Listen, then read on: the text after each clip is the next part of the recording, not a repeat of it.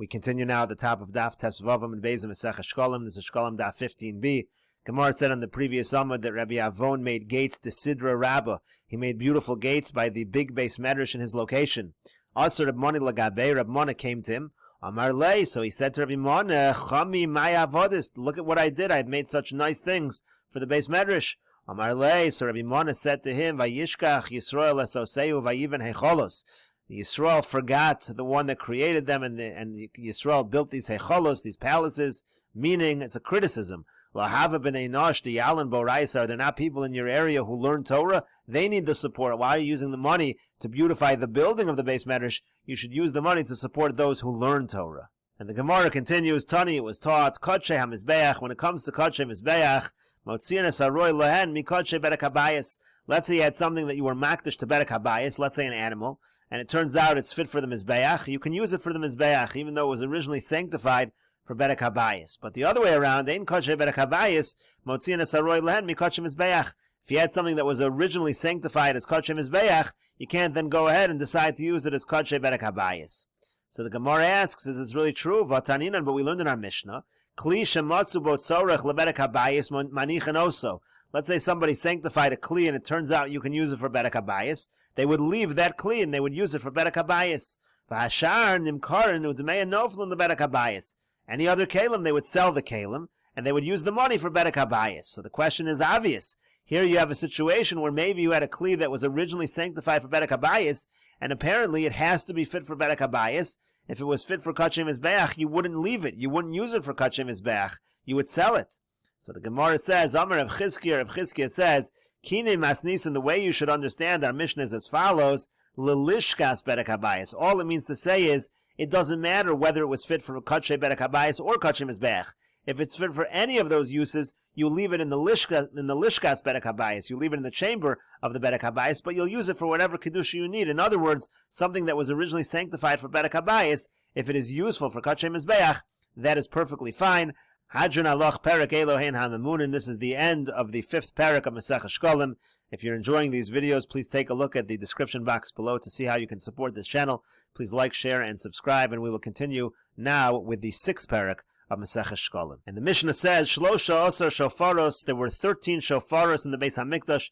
Shofaros, again, were the boxes to collect the tzedakah, to collect the money. They were in the shape of a shofar. Shlosha Osar Shulchanos, there were also 13 Shulchanos, 13 tables in the Beis HaMikdash. Gemara will explain what those were used for. Sholosh Esrei Hishtachavayos Hayav HaMikdash, and there were 13 areas where people bowed, 13 makomos where people bowed in the Beis HaMikdash. And the Mishnah says, Shal Beis Rabbi Gamliel v'Shal Beis Rabbi Chananya Skana Kohanim, the family of Rabbi Gamliel, the family of Rabbi Chananya Skana Kohanim, Hayu Mishtachavim Ba'ar Bo'esrei, they would actually bow in 14 different places. Now, the 13 different places that they would bow in the Beis HaMikdash, this was keneged the 13 breaches that the Yevonim made in the walls of the Beis HaMikdash. They were fixed up by the Malchei Beis Chashmonai, by the kings of the Chashmonaim. So when they got to these areas, they would bow in these areas. And again, the family of Rabbi Gamliel, the family of Rabbi Chananya Skana Kohanim had an extra place. Where was this extra place where they bowed in the Beis HaMikdash? Keneged dir ha'etzim, was by the room that was used, the chamber that was used to store the wood. Shekain Mesoras biyadan me'avosein, because there was a tradition from their fathers, Shesham ha'aron nignaz, that it was in that location that the aron was stored. This is the aron from the first Beis HaMikdash. And the Mishnah says, Ma'isa b'kohen echad, there was a story with one kohen, Shahaya Misasek, he was working in the chamber, again, that was designated for the wood. You had to remove any worms that were in the wood in order for that wood to be kosher for the Mizbeach. He noticed in the floor that one part of the floor was a little different than the other parts. So Bava Amar L'Chavero, he went and he told his friend, the idea was, he thought that was the area where the aron was hidden. And the Mishnah says, Lo hispik ligmor es hadavar, he didn't finish saying what he was trying to say, at sheyotz nishmaso, until he died, v'yadu b'yichud shesham aron ganas. They knew with certainty that that's where the aron was stored away. And the Gemara says, Tani, it was taught, hashofaras halalu, these shofaras, again, that were used to collect the money, akumos hayu, they were bent, Tsaros milmalon, they were narrow at the top, Urchavos milmata, they were wider at the bottom. Again, they had the design of a shofar. Mibnei haramoin, that's because of the ramoin. They wanted to make it difficult for the ramoin to get into those shofaras to steal the money. And the Gemara continues, Tani b'shem Rebbe Lozer, was taught in the name of Rebbe Lozer. Ha'aron golo yimoin leBavel. The Aron actually was exiled together with the Jews after the first Beis HaMikdash. It was exiled to Bavel. My time, or what's the reason? Meaning, what's the source? Where do we see that the Aron went to Bavel with all the rest of the Kalim? Pasuk says, Lo yivaser davar amar Hashem. Nothing was left out. Everything was taken down to Bavel.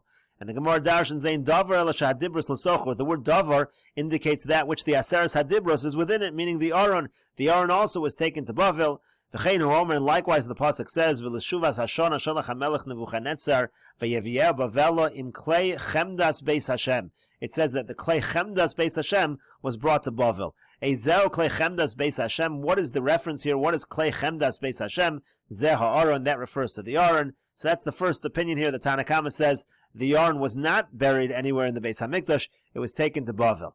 And the Gemara gives a second opinion. Rabbi Shimon ben Lakish Omer. Rabbi Shimon ben Lakish says, the Aron was stored exactly in its place, meaning right there beneath the Kodesh Kadashim. Unlike the opinion of Rabbi Eliezer, who says it was taken to Bavel, it was there in the Kodesh Kadashim, still there in the Kodesh Kadashim. Hadahu dechsiv, that's what the pasuk says. Vayirichu abadim, vayiru rashi abadim al Kodesh al pnei hadvir v'lo yeiro achutza. So the pasuk over there ends vayiu shamar hayom hazeh. There until today, the idea is still in the Kodesh Kadashim.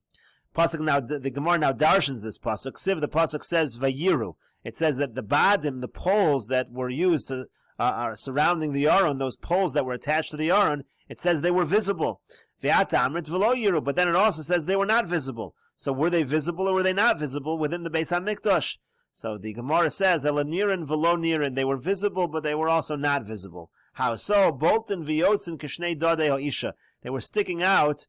You could see their form like the two breasts of a woman. In other words, at the curtain of the proches, you could see the poles were kind of sticking out. You could see their shape. So they were visible, but in fact, you couldn't actually see them. So in that sense, they were invisible.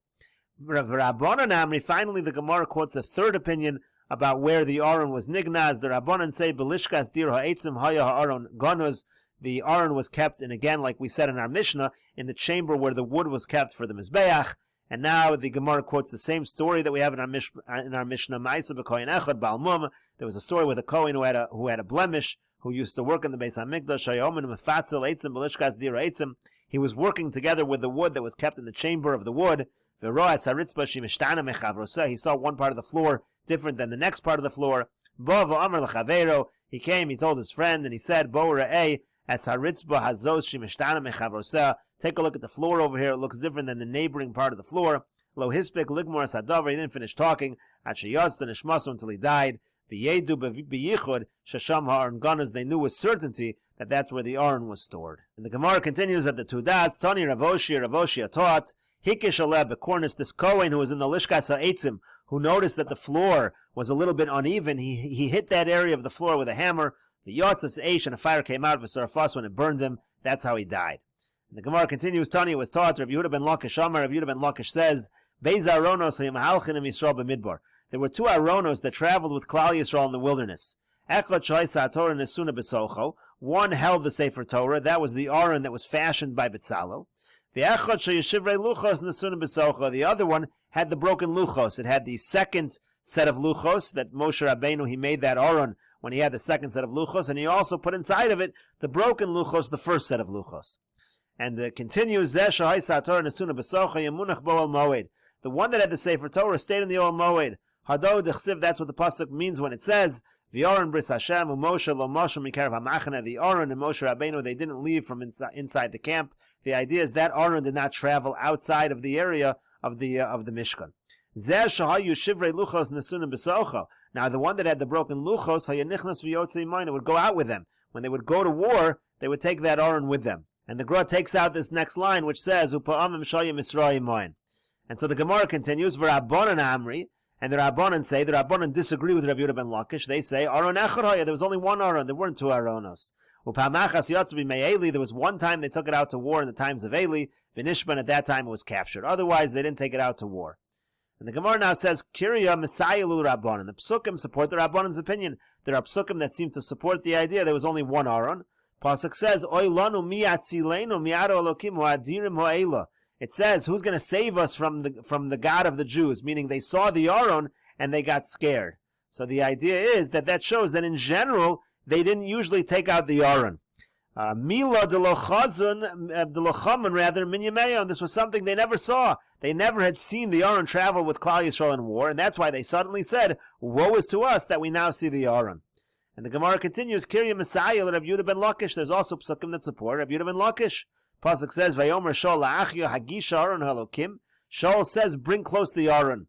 So the Gemara asks, Valo Aron bekiryas Yarim haya. At this time that Shaul is talking about getting the Aron's not even in this location.